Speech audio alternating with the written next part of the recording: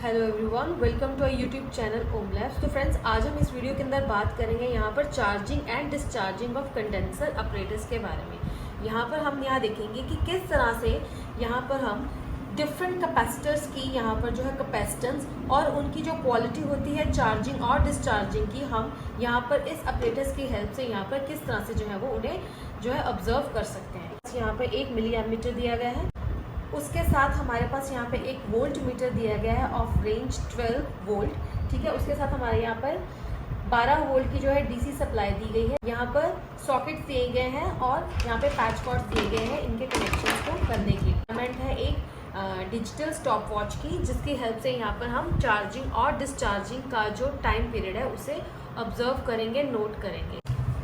तो हम जानते हैं कि जो कैपेसिटर की जो क्वालिटी होती है वो क्या होती है। When a capacitor is connected to a direct current और direct current circuit, charging and discharging में occur. When the power supply is connected to the capacitor, there is an increase in flow of electric charge called charging. When the power supply is removed from the capacitor, the discharging phase begins. Means जब हम किसी capacitor को direct DC supply के साथ हम उसे connect करते हैं तो हमारा जो there is an increase in electric charge, means हमारा जो कैपेसिटर है वो चार्ज होता है। और जब हम उस कैपेसिटर से डीसी सप्लाई को रिमूव कर देते हैं तो हमारा जो इलेक्ट्रिक चार्ज का जो फ्लो है वो बंद होता है और हम उसे कैपेसिटर की डिस्चार्जिंग होना कहते हैं। तो यहाँ पर हम इस अपरेटस की हेल्प से यहाँ पर कैपेसिटर का चार्जिंग और डिस्चार्जिंग होना यहाँ पर हम देखेंगे। यहाँ पर हम आपको इसका इंस्ट्रक्शन मैनुअल भी प्रोवाइड करवा रहे हैं। यहाँ पर इसके अंदर यहाँ पर इसका कंप्लीट वर्किंग प्रोसीजर और यहाँ पर जो इसका सर्किट डायग्राम है वो दिया गया है। इस सर्किट डायग्राम की हेल्प से हम यहाँ पर इसके कनेक्शन जो है वो यहाँ पे हम करेंगे। तो हमें सबसे पहले यहाँ पर हम डीसी आउटपुट को यहाँ पर हम कनेक्ट करेंगे। साथ ही में हम यहाँ पर करंट मीटर को कनेक्ट करेंगे। यहाँ पर उसके जो स्लॉट है वहाँ गिवन स्लॉट है, हम यहाँ पे उसे कनेक्ट करेंगे। आप देख सकते हैं यहाँ पर हमारा जो सप्लाई है, करंट मीटर है, गिवन रेजिस्टेंस है और जो कैपेसिटेंस है, ये सारे जो है यहाँ पर सीरीज में कनेक्ट होंगे। क्योंकि हमने यहाँ पर कैपेसिटर के अक्रॉस जो है उस वोल्टेज को यहाँ पे हमने ऑब्जर्व करना है, तो यहाँ पर हम सिर्फ जो है वोल्ट मीटर को जो है यहाँ पर कैपेसिटर के यहाँ पर पैरेलल में जो है कनेक्ट करेंगे। उसके बाद यहाँ पर हमने सप्लाई को कनेक्ट कर लिया है, करंट मीटर को कनेक्ट कर लिया है। उसके बाद हम यहाँ पर आप अपनी यहाँ पर चॉइस का यहाँ पर R1, R2, R3 में से किसी भी रेजिस्टेंस को जो है सर्किट के सीरीज में यहाँ पे आप कनेक्ट कर सकते हैं। तो यहाँ पे सबसे पहले मैंने यहाँ पर R1 को यहाँ पर कनेक्ट कर लिया। जो हमारी डॉटेड लाइन होती है, मींस उसके कनेक्शन जो हमें यहाँ पर जो है सर्किट के अंदर हमें यहाँ पे उसे करना होता है। ठीक है, यहाँ पे मैंने R1 की जो वैल्यू है 10 के जो है वो यहाँ पे चूज़ कर लिए सर्किट के अंदर। और यहाँ पर हम किसी भी कैपेसिटर के इधर C1, C2 और C3 में से आप किसी भी कैपेसिटर को यहाँ पर सीरीज़ में जो है यहाँ पे कनेक्ट कर सकते हैं। तो यहाँ पर मैंने C1 को जो है सीरीज़ में कनेक्ट कर लिया है, जिसकी वैल्यू है 1000 माइक्रोफैरेड। ठीक है, उसके बाद हम यहाँ पर अपने वोल्ट मीटर को यहाँ पर हमने यहाँ पे कनेक्ट कर लिया है। Positive of volt meter and negative of volt meter को यहाँ पे मैंने यहाँ पे पैच कॉर्ड की हेल्प से यहाँ से कनेक्ट कर दिया है। यहाँ पर हमारे जो कनेक्शंस है वो कंप्लीट हो चुके हैं। अब हम यहाँ पर जो है अपना अपरेटस को हम ऑन कर लेते हैं। ठीक है, अब सबसे पहले हमें यहाँ पे इस डंप स्विच को हमें यहाँ पे ऑन पे रखना है, ताकि जो भी इलेक्ट्रिक चार्ज अगर इस कैपेसिटर के अंदर कोई रिमेन है तो वो पहले 0 हो जाए। ठीक है, उसके बाद हमें इसे वापस ऑफ की पोजीशन पे रख देना है। अब हमें यहाँ पर इस टॉगल स्विच को डिस्चार्ज और चार्ज वाले जो यहाँ पर टॉगल स्विच दिया गया है उसे हमने यहाँ पर जो है चार्ज के स्विच पे रखना है। मींस जो हमारी सप्लाई है वो इस टाइम चार्ज का मींस है, जो हमारा यहाँ पे जो सप्लाई है डीसी सप्लाई है वो हमारा सर्किट के अंदर इंक्लूड है। और अब हमें यहाँ से धीरे धीरे इस वोल्ट मीटर की जो वैल्यू है उसे इंक्रीज करना है।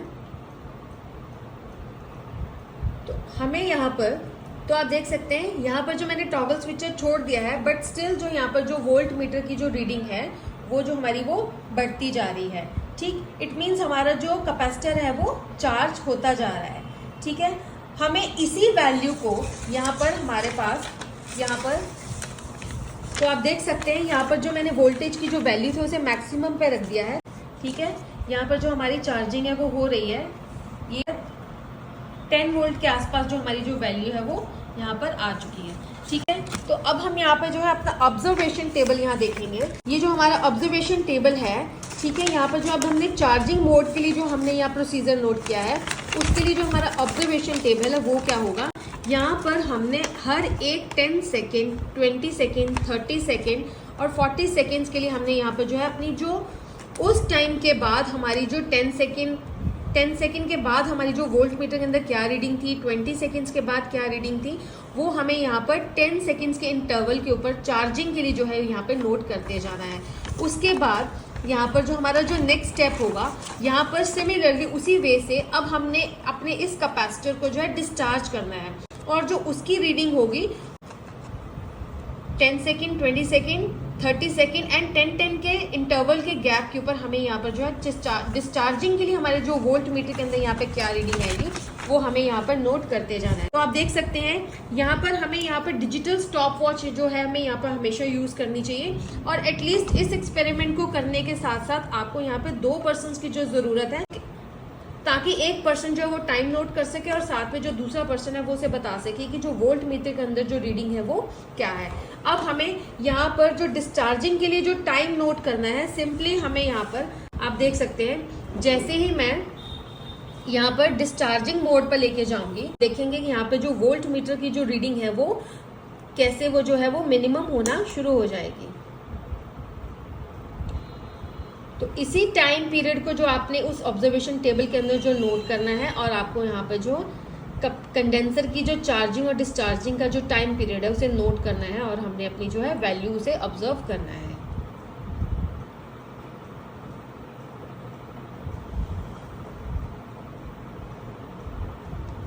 तो आप देख सकते हैं जो डिस्चार्जिंग है वो स्लो हो रहा है। ठीक है, कभी भी जो कैपेसिटर है वो कंप्लीटली जो है वो जीरो डिस्चार्ज नहीं होता, इसलिए यहाँ पर जो इस ऑपरेटर्स के अंदर जो हमारा ताकि जब हमने नेक्स्ट R2 और जो है C2 की जब हम वैल्यू चेंज करेंगे तो उसको हमें ऑब्जर्व करने से पहले हमें यहाँ पर इस डंप स्विच की हेल्प से यहाँ पे जो अपना कंडेंसर है, जो भी कैपेसिटर हमने यूज किया है, उसे सबसे पहले हमने उसका इलेक्ट्रिक चार्ज उसे 0 करना है। उसके बाद ही जो हमें यहाँ पर जो है सेकेंड रीडिंग का जो सेट है वो हमें लेना है। तो ये था हमारा video charging and discharging of A condenser. तो अगर आपकी इस ऑपरेटर से रिलेटेड कोई भी क्वेरी हो तो या आप इस प्रोडक्ट को बाय करना चाहते हैं तो स्क्रीन पे दिए गए ईमेल आईडी पे हमें संपर्क कर सकते हैं। ऐसी और अमेजिंग वीडियोस को देखने के लिए हमारे चैनल ओम लैब्स को लाइक, शेयर, सब्सक्राइब जरूर कीजिएगा। Thank you for watching this video.